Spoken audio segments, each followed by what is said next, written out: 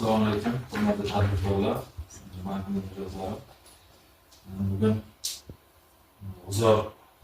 Agrobank G'uzor filiali navbatdagi qabul kuni, tadbirkorlar uchrashuv kuni 13-mart 2025. Hozir sizlardan shu tadbirkorlik faoliyati davomida yuzaga kelayotgan har qanday to'siqlar yoki muammolar bo'lsa, hammasini aytib yozdirasizlar yoki yangidan tadbirkorlik qilish niyatida bo'lsalaring, nima takliflar bo'lsa, nima so'zlar aytasizlar.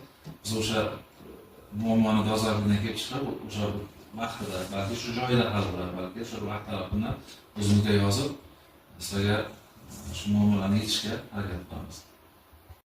Sizlarga Ergashev Mas'ud Sattorovich. Qaysi mahalla? Sherali mahallasidan Rahmonov Suxanbulli kapida. Endi nima qilmoqchisiz? Men aytdim-ku, chorvachilikda yaylov o'tatish va parvarishlash yo'nalishi bo'yicha faqat hozir birinchi boshlaganimiz uchun nasib bo'lsa shu molni olib kreditga uydagi bir ikkita bor qo'shib oldi hajmini ham ko'paytirib, bozorga qo'shimcha daromad keltirish, yana bitta yarimta qo'ni qo'shimni uyda ishsizlarni ish bilan ta'minlashga tayyorgarlik ko'rib boryapti. Hozir yaxshi chorvani sizga yo'nalish chorva ekan, unga yordam beramiz. Ikkinchi paket xonadonga ekin ekish kerak. Bizlar Agrobank tomonidan berilyapti. Xurmo, anjir ko'chatlarini yetkazib beryapmiz.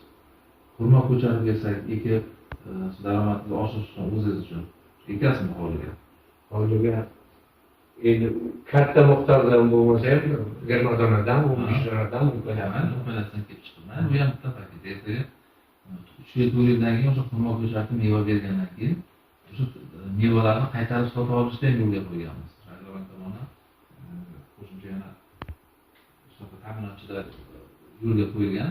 O'sha sizni kafolatlaydi. 4 yil 5 yildan keyin o'sha mevangizni olib bozor bahosida sotib olishni kafolatlaydi. Ertaga bozor qilib yurmaysiz. Bularga ikkinchi paket bu. Tomorqani esdan chiqmasin, tomorqani ekish kerak. Endi tomorqani bu sizni yozib oldik. Bekbadir qizim. Qaysi mahallada?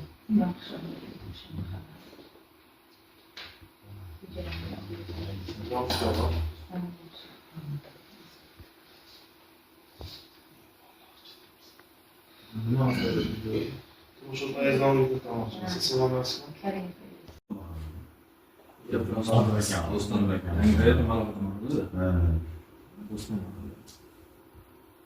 Chorva bo'yicha.